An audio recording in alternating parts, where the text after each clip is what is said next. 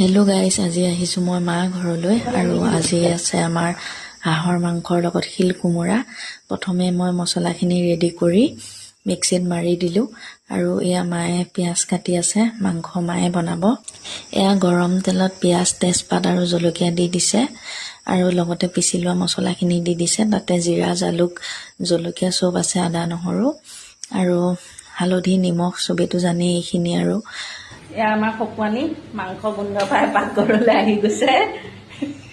এয়া আমাৰ মাতাশ্ৰী, নমস্কাৰ।